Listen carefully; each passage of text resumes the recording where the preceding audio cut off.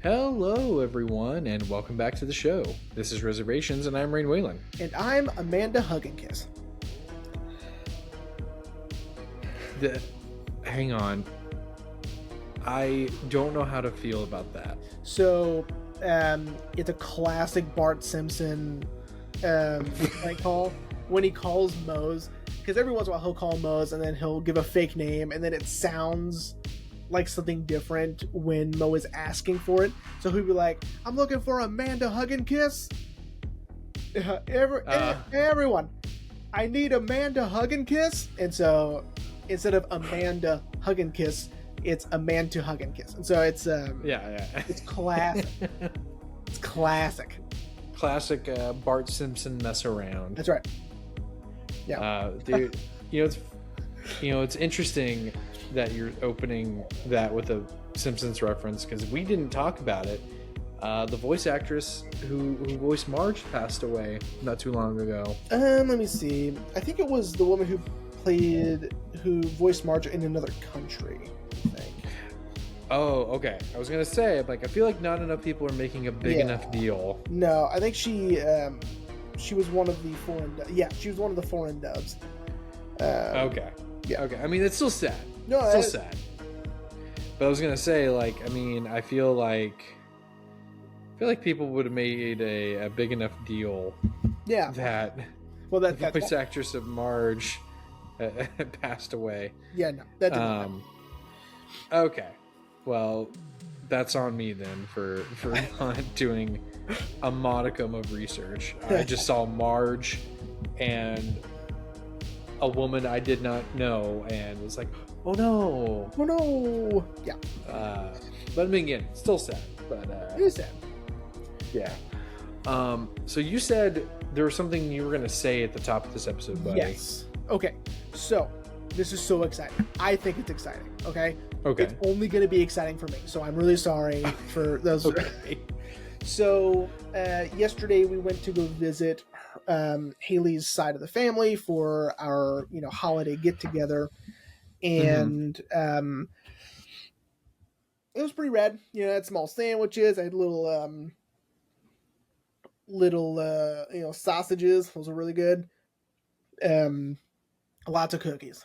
But anyway, that doesn't matter. Nice. So her cousin Hannah was there, and we love Hannah. Hannah's great. So she is also a world-class crocheter. Okay? She'll do this all day. Okay? And so she gave us some gifts, and it was very sweet of her. She gave Haley coasters that looked like... I should have brought one, but it's downstairs. I'm not going to do that. They look like chickens. They're crocheted little chickens. But for me, she crocheted me what is going to become part of my background for the rest of forever. Is this little guy? Nice. Isn't he so cute? This guy? He's got little eyes. He's got a little mouth. Haley and I have named him Cornwall Jackson. So Cornwall will be up there. But dude, Hannah can crochet like a motherfucker, dude. This thing is crazy. And she's made Maya so many cool things. She's made her little fairy with a really tight stitch. She's done bunnies, and it's incredible. If you go to her house, it's filled with these crazy crochet pattern things. So thank you so much, Hannah. This is going to be back there forever. So I'm going to do it right now.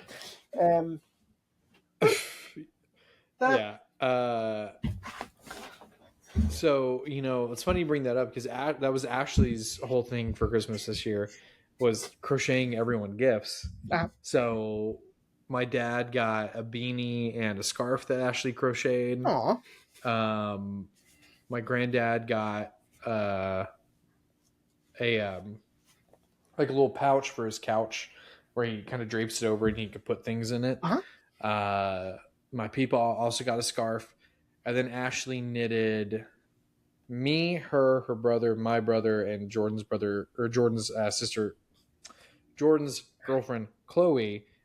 She knitted us all dice bags. since we're all getting into D&D. Yeah. Yeah. It's pretty cool, man. Like I applaud anyone who can crochet, because I can't do it.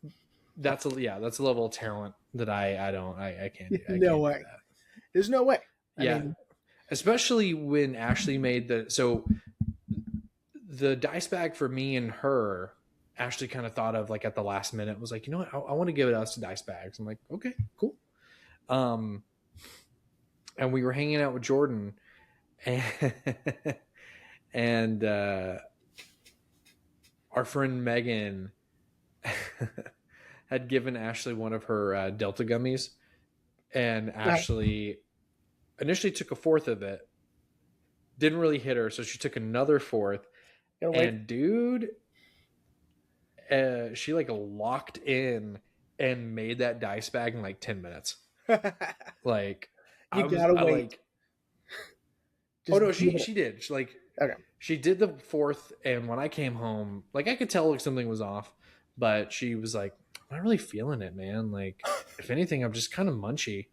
So she took another fourth, and then that's when she was like, yeah, I'm having a hard time focusing, which is all the more impressive that she literally sat where I'm sitting and was just like, and like knocked it out. Yeah, it was insane. But well, welcome back, everyone. We hope you had a great Christmas. I'm actually also wearing one of my Christmas gifts, a new A24 shirt that Ashley got me. You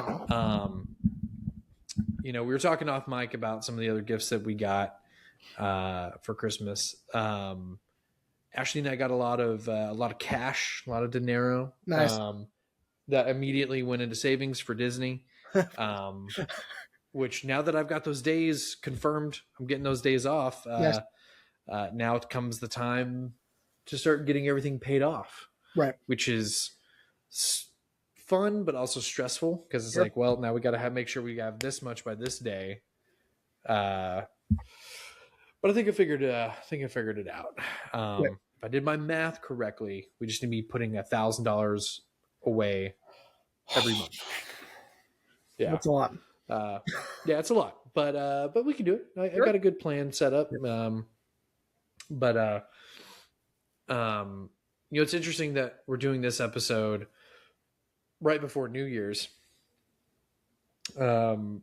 Which what a way to ring in the new year with this film. But buddy, I want to ask you real quick. Yeah. Obviously, per our off mic conversation and all of our texting throughout the week, you had a good Christmas. I did. Yeah. What was something you really enjoyed about this Christmas? That's a good question. It was more fun to have Maya open presents this time. She's a little bit more able to do so. Use her fingies. Yeah, use her fingies and hands. And we got her a slide, a little plastic slide, and so she has had a ball with that slide. So that's been a lot of fun. Nice. Next year will be even better, because then she'll actually, you know, maybe start to understand a little bit of like the lore. And you know, get even more excited. So every year I think is going to get better until she's fully sentient. Nice. And then, well, when her brain unlocks. Yeah, when she finally starts, you know, firing on all cylinders, then it'll be like, yes, dude, like this is. It's like the Tim and Eric meme, the whole. Yeah, exactly. Once like that unlocks, you know, I mean, she still had a ball, like whether or not she understood what was going on or not, because she's still, you know, barely, you know, she's a year and a half, almost. Yeah. I know. So, almost a year and a half. We have 2 more months, but, yeah, I think that was my favorite part. Nice. Yeah. Nice. Little Miss Lady. Nice. Yeah.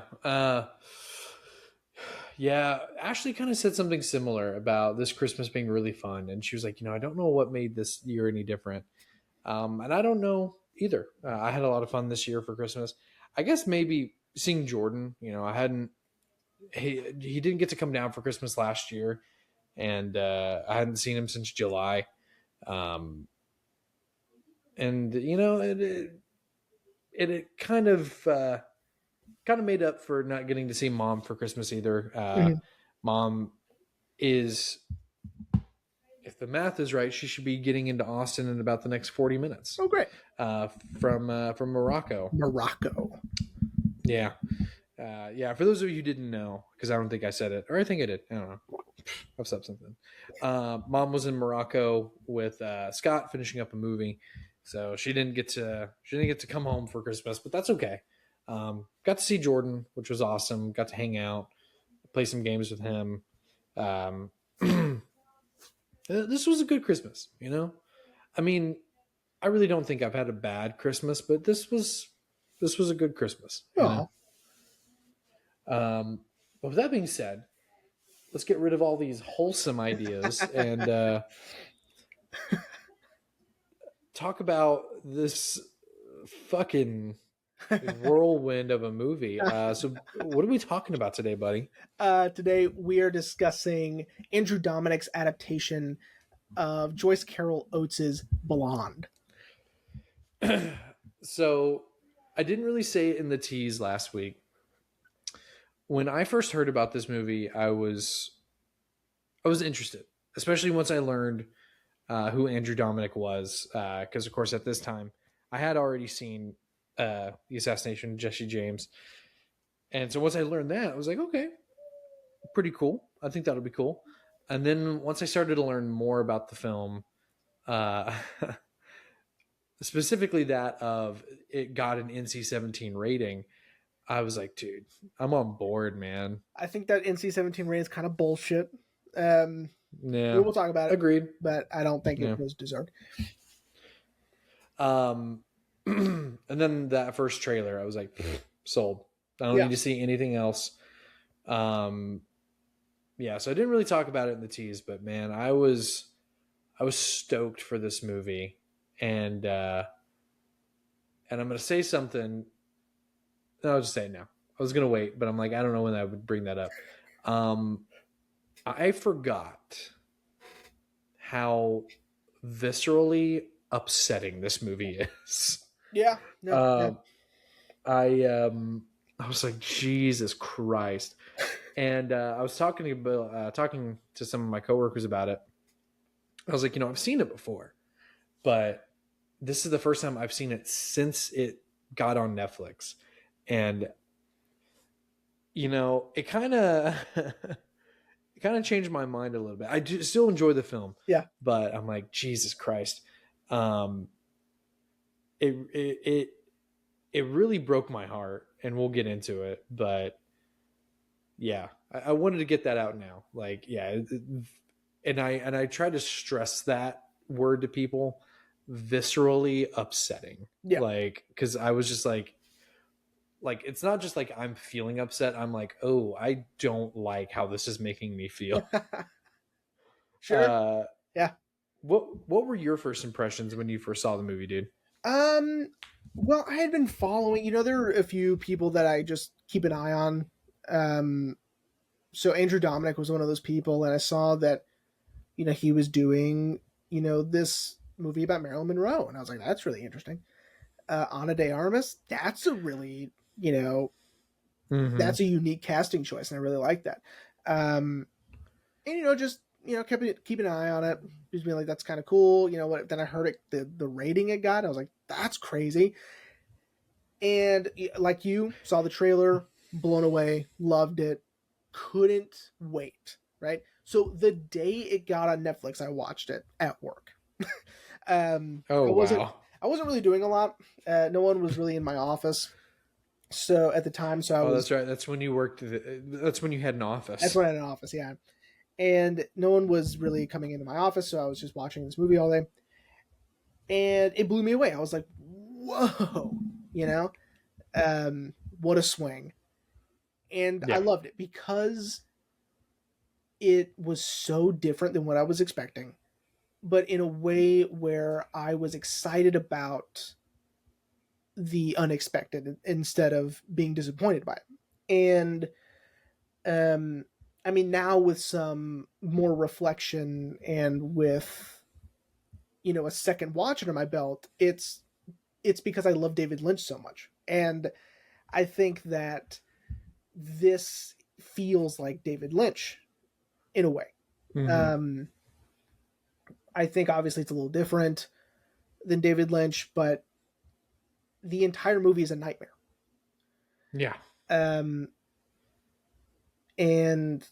we'll probably have a word count by the end of this, because that's, it's one of the only few ways I can describe this movie to someone that is maybe thinking about watching it, or saying like, oh, I like Marilyn Monroe. Yeah. I've seen Gentlemen Prefer Blondes and Some Like It Hot. Like, how bad could this? This will be fun. It isn't fun. It is a through and through surreal, dreamlike nightmare, and the movie does not let you go. It grabs you, it pulls you through this despair, and it doesn't let you go until the credits roll. And like I said in the tease, I think a lot of the criticism, one of the main ones was it was exploitative, and I understand that. Yeah. Okay. I understand how you could say that this movie exploits the real life tragedy of Marilyn Monroe. I understand. Okay. Mm-hmm. But I also understand choosing her as the subject of this type of story, because mm-hmm. it's someone we recognize. It's someone who is iconic. It's someone who is well worn in our American culture and pop culture, right? Mm-hmm. So we have a frame of reference there in order to understand the tragedy of the story unfolding, right? Mm-hmm. And then another criticism is always, if it's made up, what's the point? And well, where I can kind of understand where they're coming from, because like I said last week, it's hard for people to separate fiction from reality when it's a fictionalized biography. Mm-hmm. Because already, like, when we watch like a biopic or a fictionalized telling of a historical event, we tend to put more weight and put more expectation of accuracy Mm-hmm. on the filmmaker, right? Like, it's like when they make up something, or when they have to change something for dramatic effect or tweak the event a little bit, we get angry about that, because we're like, well, why do this in the first place? In this case, go ahead. I was just gonna say, to give a perfect example, all the discourse that is now happening on Christopher Nolan's The Odyssey, Sure. which is pissing me off, because who cares? Yeah, the story's made up anyway. Yeah. So, I mean, like, that's another example of, this didn't really happen. These people aren't real. Like, a lot of these people aren't real, Yeah. So what does it matter, right? And so in this case, it is a fictionalized biography of Marilyn Monroe. So people are like, well, why make up anything? Why not just tell that story? And where I understand, I think you wouldn't truly understand unless it was told to you this way. If it's told to you this way, you're like, oh my God. Like, this is overwhelming and claustrophobic, suffocating, terrifying. And you're like, yeah, now you get it. Right? You sort of have to embellish, and in this case, completely fabricate a lot. I think, to understand who Marilyn Monroe was and how it felt to be Marilyn Monroe, but not only just about Marilyn Monroe, but about women in general, and the generalized anxieties of being a woman, and of carrying these certain burdens of expectation, or in this case, what it's like to be a woman in the entertainment industry. And And I think that if you look at it through that lens, if you're looking at it through, this movie is not about Marilyn Monroe, not necessarily. It's using Marilyn Monroe and using her as a character, as a subject to present these ideas to you. If you look at it that way, then I think you'll enjoy the movie a lot more. And you'll forgive the inaccuracies because, again, it's all made up anyway. Which I think makes it more fascinating to me. Yeah. Yeah. Well, and I think we touched on it in our Assassination of Jesse James episode. Andrew Dominik does this a lot with his biopics, of using more fiction than fact to paint a more accurate picture of the person he's showing. Yeah. Because, you know, this is going to sound really maybe callous, and I don't mean it to, but sometimes facts can be boring. Sure. But when you embellish a little bit, you kind of get a better understanding. And I said it in the tease last week. Most of the people that knew Marilyn, that knew what was going on during all of this, they're all dead now. So it's not like Andrew Dominik could have interviewed anyone to be like, hey, is this right? Well, and also that's not the point, right? And he's using Joyce Carol Oates' novel anyway. And so it's not like she, did that. Yeah. And she's still alive, by the way. So I'm wondering how she felt about the movie. I didn't look that up. I should have. But oh, did you? No, I was gonna say, if you wanted to, you can try your best to give everyone the synopsis while I look that up. Sure. So blonde. Jesus. So honestly, I was just gonna sort of yada through a lot of it because we were going to touch on some certain points, but it follows the life of Marilyn Monroe from a child growing up in a semi-neglectful, abusive household with her mother, with promises of a better life to come as her unnamed, mysterious father figure will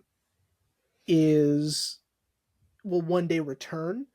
And that follows her throughout her entire life, this waiting of her father to come and make her life better, make her life whole. And then the film just, shows moments in her life where moments that we recognize as an audience if we followed her career with Niagara and Gentlemen Prefer Blondes and then Some Like It Hot. And they didn't do Asphalt Jungle, but that's fine. And but all the while in her personal life, meeting Joe DiMaggio, Arthur Miller, JFK, these men in her life that, abused her, used her, tormented her. Throughout this episode, I want to preface this by saying that I am very uninterested in going, well, in reality, this is what happened, because again, that isn't the point of any of this. There would be no point to that of me, because that's not the point of the book and that's not the point of the movie, is not to say, well, in all actuality, she never really knew Edward G. Robinson Jr. There was rumors that she had dated Charlie Chaplin Jr. Who cares? In this story, they were a throuple, and we'll just go from there.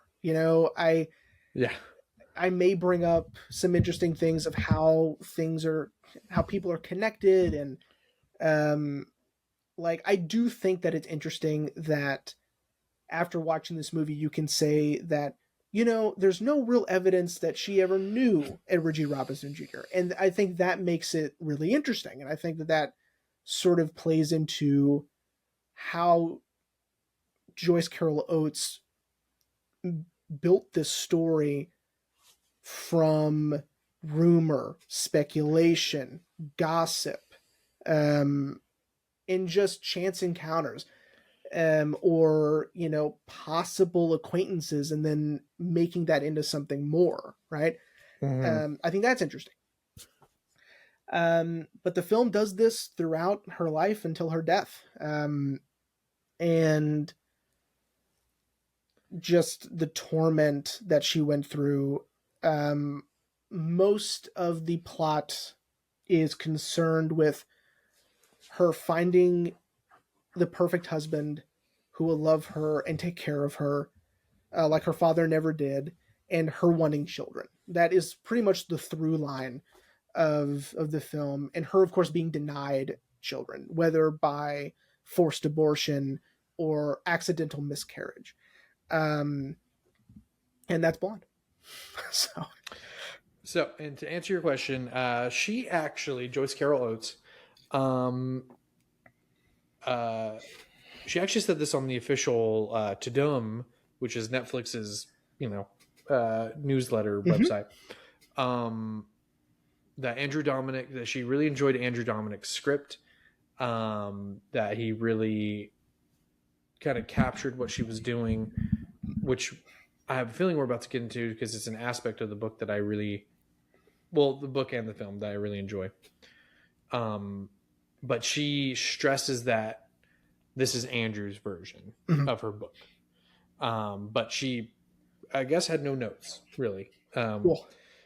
And good segue into what I love that the film does, which is the separation of Norma Jeane Baker and Marilyn Monroe. Sure. Which, sidebar, I blew my wife's mind when I told her. I was talking to her about the movie. I was like, yeah, and Norma. She goes, who's Norma? It's like, Norma Jeane. She was like, who's that? I'm like, that's Marilyn Monroe. Yeah. And she was like, what? I'm like, that's her legal name is Norma Jeane Baker. And she was like, yeah, I didn't know that. That may be, in fact, the very first fun fact about movies I ever learned from my dad. He, his dad, my grandfather, was in Korea and fighting for Korea against America. No, I'm just kidding. He was in Korea, and Marilyn Monroe came to sing for the troops, and he got a picture. Crazy. Yeah, he got a picture of her with his camera, and so Dad has that photograph and the camera he shot it with in his house next to the postcard that was taken while she was there. It's pretty cool. And so I guess since that was like a centerpiece in our household, that he was like, her real name is Norma Jeane Baker. You know what I mean? Like, that was like, I've known that my entire life. It's your dad's version of the scene in Two Towers where it's like, hey, exactly. Yes, absolutely. Yeah. It's Viggo Mortensen broke his toe. It's exactly that. But yeah, getting back on target, I love that the film really does that. Is that Marilyn is sort of Norma's mask. Like, it's more than just a stage name. It's more than just, like, oh no, I I'm Norma Jeane all the time. I just when I'm acting in film, I'm credited as Marilyn Monroe. It is sort of like a persona. Yeah. Especially since we see that in the awesome trailer, which thank God they kept that shot in for the film, that it wasn't just a trailer shot of her essentially building the strength to quote unquote summon Marilyn to take over. Yeah. And I found that really interesting in the best way, that her life is so chaotic and so heartbreaking that Marilyn, almost like a split personality, Marilyn protects but also puts Norma in such awful situations. Like, Norma uses the Marilyn persona to protect herself, but the same with JFK, she even says to the audience, why does Marilyn do this? Yeah. And it's so heartbreaking, but so really cool. Yeah, no, it's that the duality of the personalities is so interesting. And you're exactly right. Like, having Marilyn be this protective, and you're right, this protective persona that protects her from the anxieties and stress of performing. She doesn't seem to enjoy it, as Norma Jeane. And it's like, it's almost like she found herself accidentally being famous. Like, you know what I mean? Like, it almost seems like she never enjoys it. She's doing it because this is what she's good at, I suppose. And she is very good at it. And I do want to say that one of the moments that really made me think of David Lynch was in her audition in the beginning of the movie with Garrett Dillahunt, of all people. I was so excited he was in it. Yeah. And she is very, very good. And it reminded me of Mulholland Drive when we see Betty do her audition, and it turns out she's amazing, Yeah. And it's sort of, we weren't expecting that. And I think that in this sequence, it's of course undercut by they don't give a shit, but look at her, all they care about is she looks good. Like, all they do is objectify. With one of the grossest pieces of dialogue in the movie, unfortunately, said by Garrett Dillahunt. And the other guys are being really just demeaning, and then Garrett just takes it over. And and it's sort of like they're undercutting her talent, because they're like, well, it seems like she's a mental patient. You know what I mean? Like, what do you? She's not acting. She's just like, they're not understanding that she's talented. And it's sort of like when she meets Arthur Miller, he doesn't really believe that she's reading his plays or his work at first. He's like, there's no way, people just underestimate her for her entire life. I wish I could properly analyze her relationship with Cass and Eddie. Because it takes a big chunk out of the beginning of the movie, of her sort of finding herself in the entertainment industry, having these two guys who have lived in this entertainment industry their whole lives, and sort of the juxtaposition between her rising in fame and notoriety on her own, and then these two guys who are just in their father's shadow by not only name but reputation, and which I found very interesting. But I just don't. I wish I could formulate more ideas about the importance of that relationship and why it plays so heavily into the story, because they kind of sort of just fade out. Kind of. Well, and they like almost become. Well, we jump ahead in time and they're just gone, until they become relevant. She's with, but yeah. Well, and like what I was gonna say is they almost kind of become cruel towards her. They do. Like with the photos that they give to Joe DiMaggio. Yeah. Implying it's blackmail, like, oh, we're looking out for you and for her, but we can make sure that these photos don't make it to market, you know. And then, of course, which we'll get into, but here's a good tee up, the whole tearful father reveal. Yeah. That Cass has just been, screwing with her this whole time.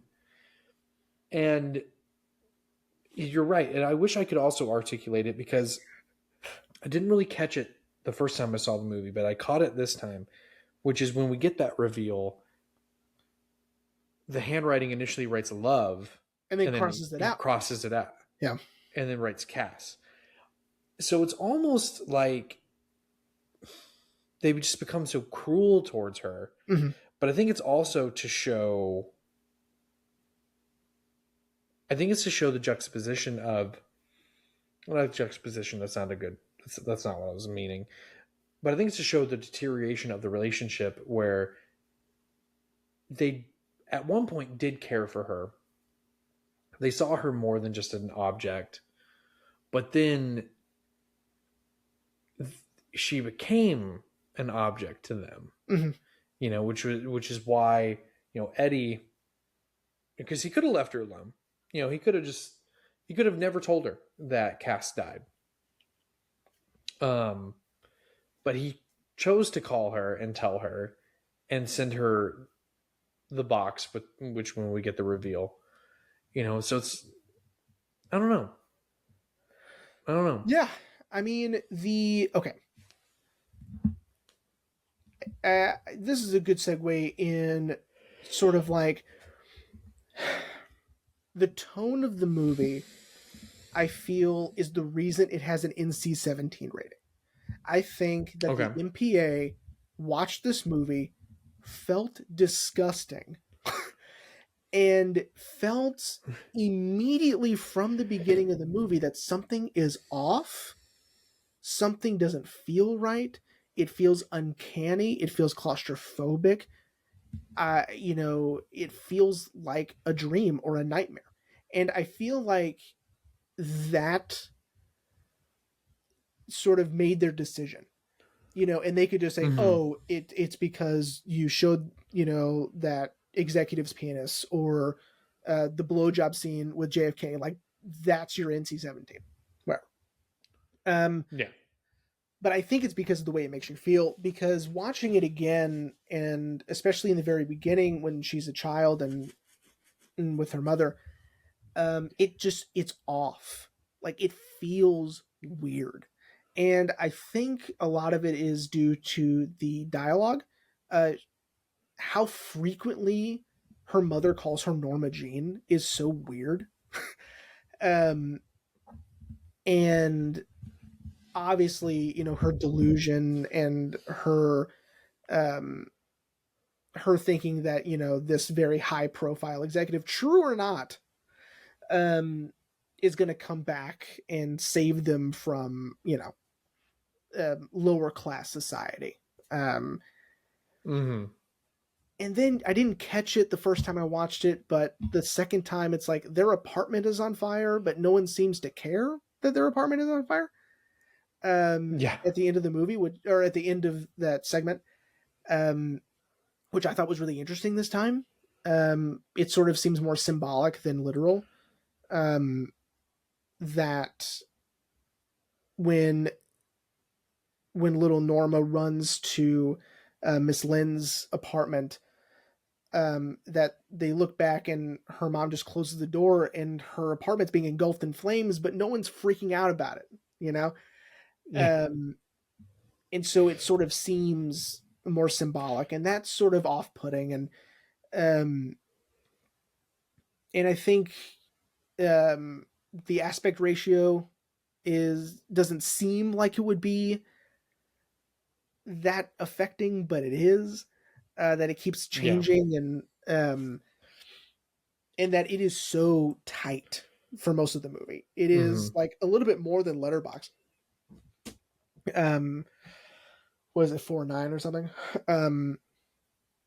It just seems tighter than that, and so you're just like kind of squeezed in, Yeah. I do truly think that is why it's NC-17. I don't think it's because of the content itself. I think it's the way it makes you feel. I agree.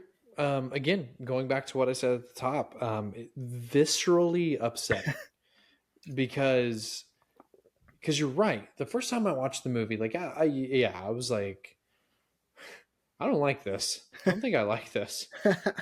Again, love the movie, but I was like, oh, this is hard to watch. But then rewatching it a second time, I was like, this is hard to watch. This is, you know, when Norma's a child, it's hard. You know, watching her mother physically and verbally abuse her and then almost kill her. But then once we get to adult Norma with Anna, it's just so upsetting, and that's in the first 20 minutes. Yeah. And you're right. Yes, it's very sexual, and yes, I told Ashley, I was like, Anna de Armas has got her yabos out this whole movie. But that's nothing we really haven't seen before, like in a rated R film. I think you're right. I think the rating comes from the feeling that Andrew Dominik is giving the audience. And I think that plays into the critics as well, because you're right.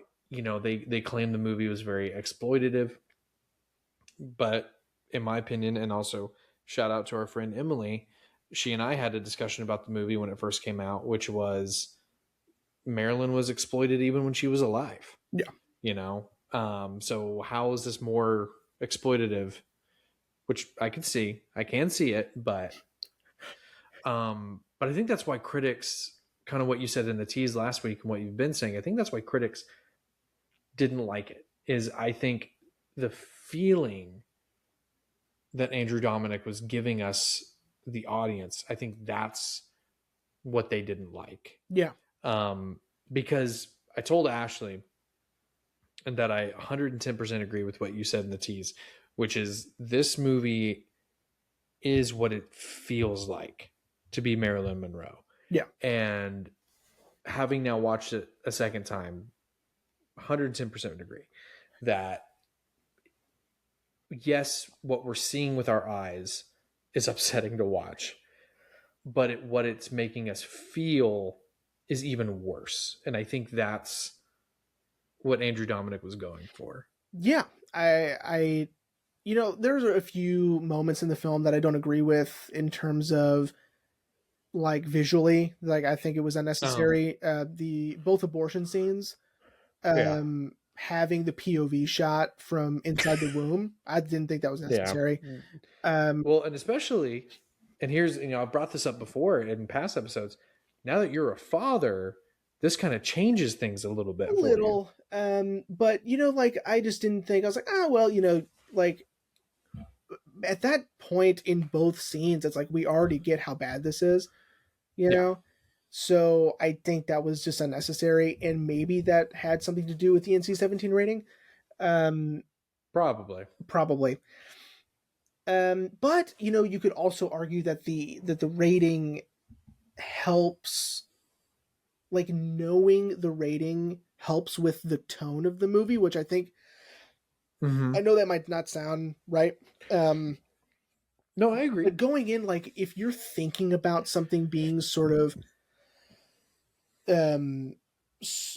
like against the grain or pushing the envelope, or you're expecting something to be more extreme or more over the top than what you're normally seeing, I think that has something to do with how you watch it. So maybe it may have helped the movie. I have no idea, right? But yeah, I mean, there, like whatever. Those two scenes, I was like, I wouldn't have added that, but that's fine. Like I don't think it helped with like the feeling of despair and loss of control and all of that. Like I don't think that helped with that, but that's fine. Now I will say things that I loved. Okay. I loved, here's a list, using historical photographs of Marilyn and recreating them so precisely, but using them within a scene, I thought was really interesting. Like, you can look these up, and he did such a good job framing these shots, having them be so precise. There's a scene of her on the couch reading a book, and I think she's talking to Cass and Eddie in her apartment.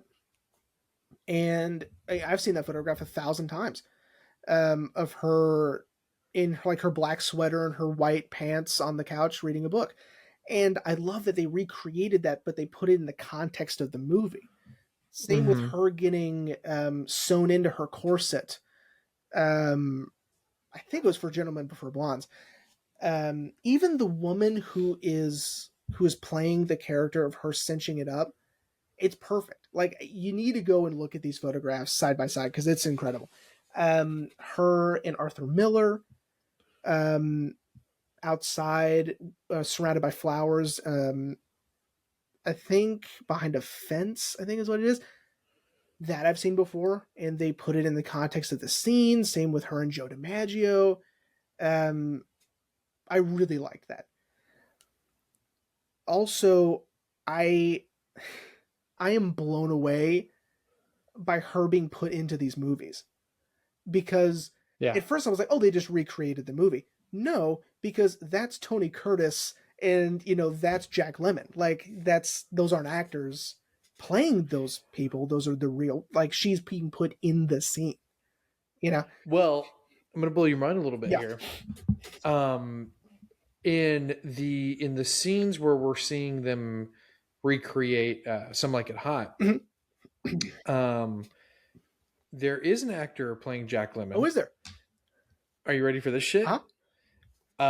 Because I learned this recently. That's Jack Lemmon's son, Chris Lemmon. That's cool. I did not know that. Yeah. Yeah. So he got to play his dad. Is it when she has the meltdown while they're in like the cabana or something? Because that would make sense. But it's when she's picking up the ice. That's crazy. Okay. That's crazy. Yeah. But then of course they did use actual footage from Something Like It Hot. Yeah. But yeah, no, because I learned that today actually when I was doing a little bit of research. I was like, yeah, because how did they do that? But no, yeah, it's he looks a lot like his dad, which is crazy. Yeah, apparently. Which adds another layer to this kind of fictional story they're telling, especially with Cass and Eddie. But so we've been kind of talking about it. Ana de Armas's performance is otherworldly. Yeah, I agree. Like, I've never seen a performance like this from anyone, male or female actor. I've never seen a performance like this, because I read somewhere that she worked on her accent for like 4 or 5 months. Yeah. She's Colombian, correct? That's a great question. Let's look it up. She is, yes, she's Colombian. Okay, she's from Cuba. Great. Or Cuba. Yeah. Well, which is it? Right? You can't be both Colombian and Cuban. She's Cuban. Okay. Well, it says Cuban and Spanish. Anyway. Oh, she was born in Havana. Okay, yeah. She's Cuban. Yeah. Yeah. So, her accent does come out a little bit, but that's not the most impressive thing. The most impressive thing is, and when I was looking up how Joyce Carol Oates felt about the film, she said it too, is that Ana captures the essence of Marilyn Monroe. Yep.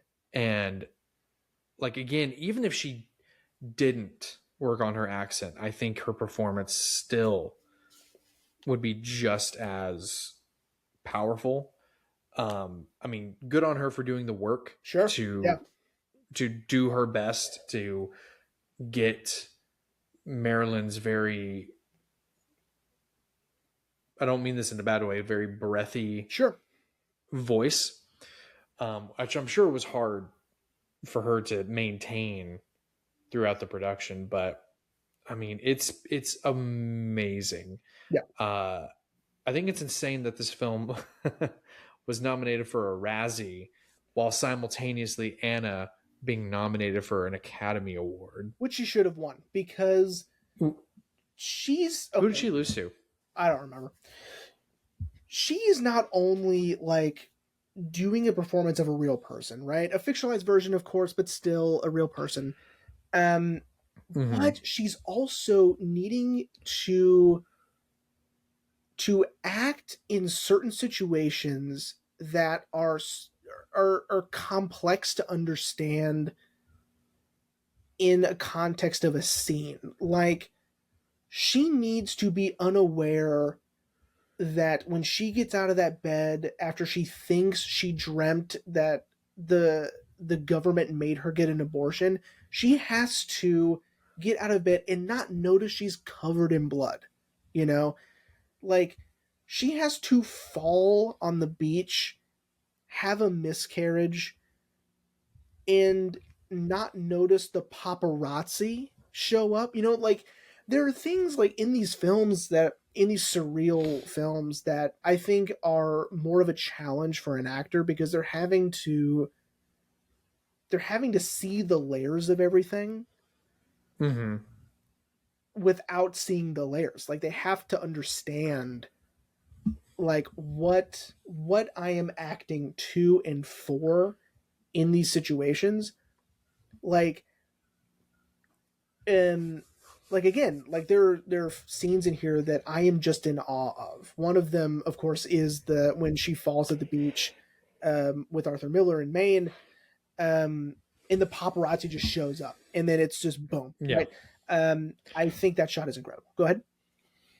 She lost to Michelle Yeoh for Everything Everywhere All at Once. Damn. All right, well, I get it. Yeah, look. Talk about layers. Yeah, look. We did a whole episode, right? We did a whole episode on Everything Everywhere All at Once. I don't remember. Did we? I think we did. Okay. I'll have to double check I'll have to double check the list. But, like, look. Yes, Anna 110% deserved an Oscar for her performance. However, Michelle Yeoh in Everything Everywhere All at Once. Anyway, back to the layers. So, like, one of my favorites is during that unfortunately upsetting JFK sequence. Oh, Jesus Christ. Is her imagining doing this as a character in a movie, and it pulling back and she's on a screen, and, you know, there's the audience there. I loved that. I thought that was so well done, and such an interesting way to present that idea. And then I also loved the sped up premiere for Some Like It Hot.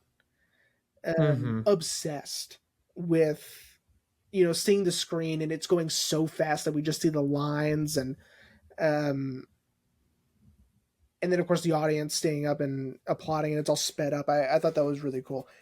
But, you know, this film, where it is very dreamlike and using dream logic, like her finding the tiger just walking in this alley, you know, like, what is happening? And it's so interesting, and it's so surreal and dreamlike, but we're just going along with it. Same with her even receiving the tiger at the end of the film. It almost becomes this talisman of despair, hovering over her entire life. But yeah, there are just certain scenes in this film that I just love, and that makes me feel like it's David Lynch, right? Or some other surrealist filmmaker that I can't think of at the moment. Or like Buñuel, perhaps. Yeah. And, you know, in what I think what I'm most impressed with is that throughout the film, it's dreamlike, surreal. It's sort of nightmarish. It is visual representations of ideas and emotions um, and just overall anxieties. And then it just turns into a horror movie Yeah. about when she gets that second abortion. It's just a horror movie. Like, there are people in her house during that night vision sequence. Dude, And Jesus it's scary. Christ. Like, I was like, this, I'm very uneasy. This is very scary. And she's not noticing the people in her house. And oh my God, I just love it. I think it's so effective, and it's just so well put together that I can't imagine people not liking it. Like, the whole time I'm like, this has such a low rating. Like on Rotten Tomatoes and on IMDb, and like, I don't get it. I really like this, and I hope that, like Babylon is starting to get a resurgence of respect. I'm hoping Blonde gets this as well, because I think it deserves it. I agree. Also, we did not do an episode on Everything Everywhere All at Once. That makes sense. I feel like I remember that. Yeah, for sure. Future episode. Yes. But yeah, no, I agree. I can see the criticisms and I can understand the criticisms, but this was no small feat that Andrew Dominik was trying to accomplish with this film. And not just Anna's performance, but everyone's performance. You know, our boy Bobby Cannavale, like, yeah, he's good. I think this is my least favorite role of his, but he's doing such a great job, yeah. Portraying this very controlling, very quote unquote traditional man. And then of course you have our boy Adrian Brody, which I'm sure he relished getting to play Arthur Miller. I know. Could you imagine? Dude, look, everyone, we love Adrian Brody here. We think he's a fantastic actor. He's very pretentious. Yeah. He needs to quit taking 15 minutes with his Oscar speech. But God, could you imagine if he won, if he was nominated and won for this movie? Oh, Jesus no. Christ. By the way, probably the most shocking revelation for those who don't know the life of Marilyn Monroe is she really was married to Arthur Miller. Yeah. And I think I had known that beforehand, but I guess I never clicked that it's like, wait, you mean Death of a Salesman, Arthur Miller? Like, that doesn't make any sense to me. But yeah, everyone's performances are just so great. Even hang on, I gotta get his name up, because even though I recognized him almost immediately, I was like, wait a minute. Even her agent, Mr. Shin, is hang on, shut up. I got it. Sure. Everyone shut your mouth. Dan Butler. Yeah. Or for our Frasier fans out there, he's Bulldog from Frasier. For those of you who don't know, I love Frasier. I think Frasier is a far superior show to Cheers, and I will die on that hill. But again, everyone's performances are just so amazing. Of course, obviously, as we've just been saying, led by Anna's just knockout performance. It's incredible.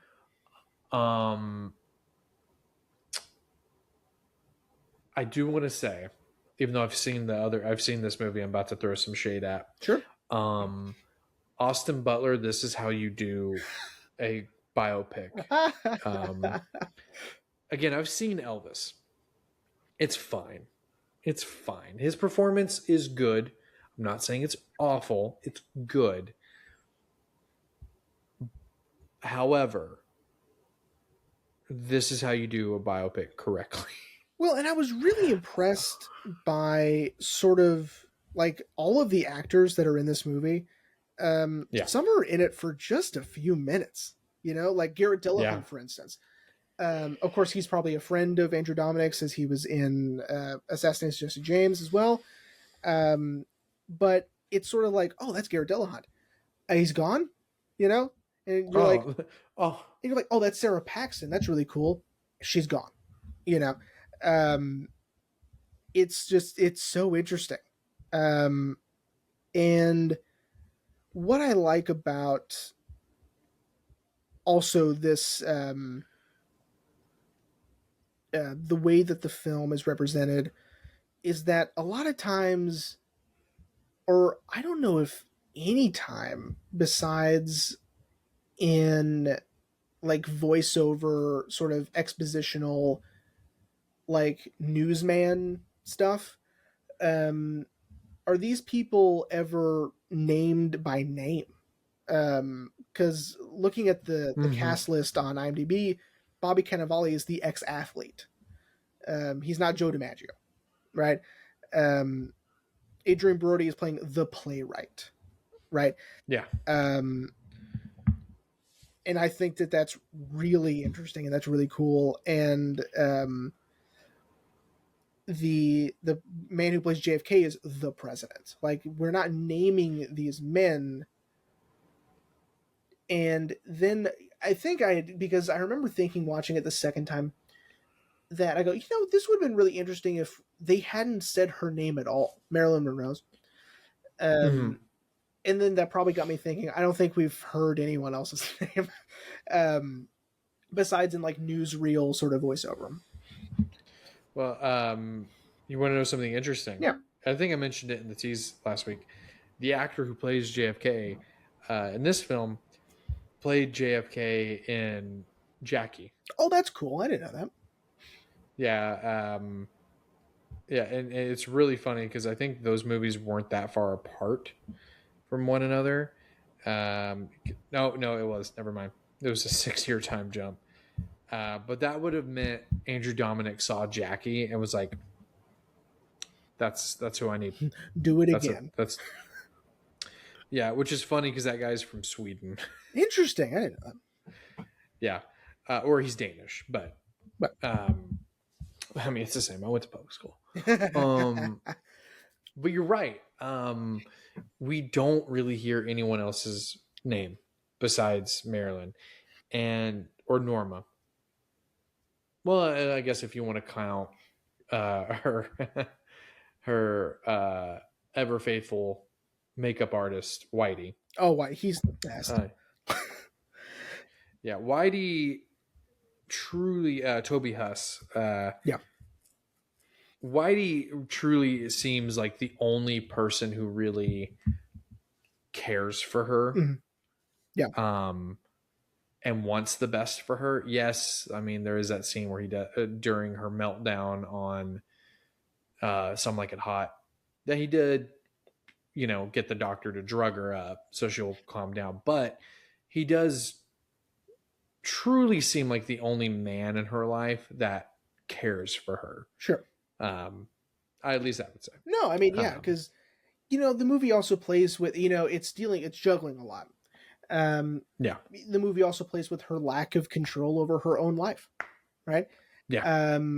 Like, she has no control, especially at the end. At the end, it's like she is basically just there to serve everyone else.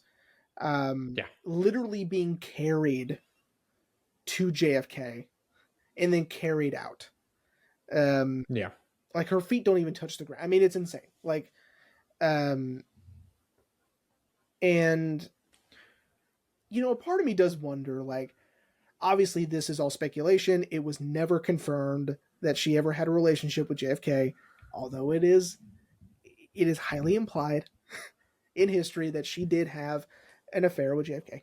But I like the idea of using all of these sort of speculative, rumor, gossipy type stuff of her life and making it reality in this story.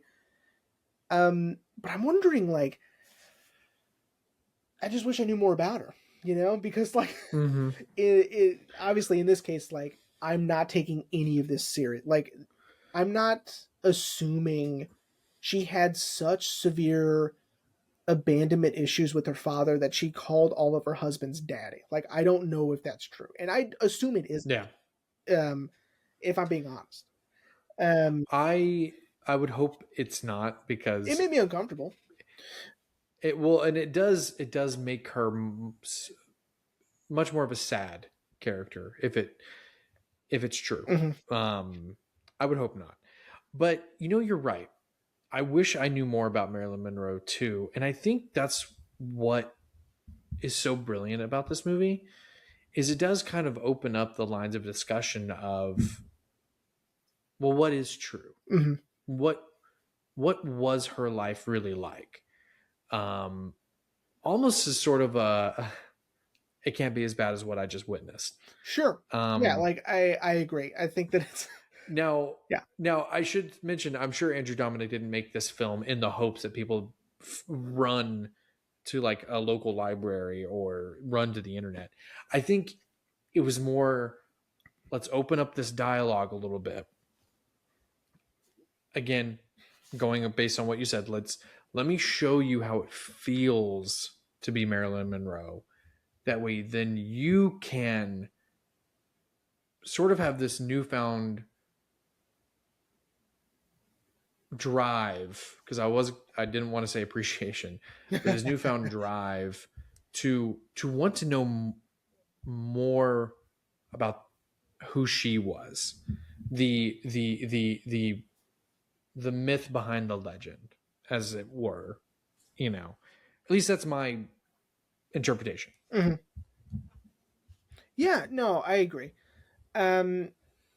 Like I can't stress enough just how I feel the negative criticism just doesn't understand just what the point of this movie is and what the point of the story is in general. Like even her Oates' novel. Mm-hmm. Like I just read it again. It's like, why tell a fictional story about a real person? It's like, well, have you thought about it? Like, have you actually sat and thought about like why? Well, it's because like maybe their real story, like you wouldn't get it if I told you the real story. Like if I told you the real story, you'd be like, oh, okay, I mean that didn't seem so Yeah. bad, or again using her as a subject or as a character to tell a bigger story, or tell a more wider narrative about certain aspects of what it's like to be a woman in the industry, be a woman in this time period, be a woman in general. Mm-hmm. Like that's why. Because if this story, let's say if Blonde, let's even say if they pick Jane Mansfield, a lot of people would be like, I don't know who that is, Uh-huh. Or let's say they made up a completely different person altogether. They just made up a fictional person. You'll just be like, wow, this story is really sad, but like, I don't have any connection with this person. Now you do. It's Marilyn Monroe. Don't you love Marilyn Monroe? Now you can feel the tragedy and the despair because you are so familiar with this person. And I think it's extremely well done. I love this movie. So much so I bought a bootleg of it. So, Netflix, get on it. Do a legitimate release, man. I'll buy it. Because I think you won't. I was gonna say, you want to talk about, we were talking about off mic about potentially there being a Barbarian Criterion. Yeah. Like, come on, Netflix, like, do a Criterion of this. But well, with that being said, buddy, are you ready to wrap up? I am. Give this movie a chance. If you listen to all of this, I promise you we didn't even scratch the surface of Agreed. the the experience of watching this movie. You know, like you said in the very beginning, with her sort of begging the Marilyn persona to take over. In the scene, and if you watch it really closely, like, you got to really pay attention, but the Marilyn in the mirror moves, but she doesn't move. So it literally is a split duality of personality being represented there, and having Marilyn literally being a different being almost. And I think that's really cool. And I think it's really interesting. And I just don't like that people are mean about this movie. I think it's really good. So. Agreed. Yeah, man. I really enjoyed the movie. What I meant to say when I was saying my opinions change is just like how upsetting the movie is, but it is still a good movie. I really enjoyed it. I think people see a lot of the graphic subject matter, again, with the depictions of abortion and all the nudity and all the sex and a lot of the violence too. Sure. And I think it turns them off, but I really think if they, I don't want to say power through it, but if they just stick with it, they'll really see what Andrew Dominik was trying to accomplish with the film. And, you know, hey, if you sit through the whole thing and you don't like it, well, hey, you know what? That's fine. At least you gave it a chance. Sure. I think a lot of people see probably the first 30 minutes and they're like, nope. And I understand. Yeah. But yeah. But with that being said, buddy, are you ready to hear what we're talking about next week? Yeah. So next week, everyone, as I mentioned a couple of episodes ago, we're getting close to the end of the season because this is my final pick before we get into the end of season series, which I am I'm very excited about the end of season series. Honestly, buddy, I think we're just going to do all 5 of those. So this will be a long end of season series. Because I was going to pick 4, but I was like, you know what? There's 5 movies. We'll just do all 5. Sure. That's but that will be in 2 weeks, because next week for my final pick, which you should already know, because I specifically told you I was going to save it for the end. And you know what, man? I'm really excited.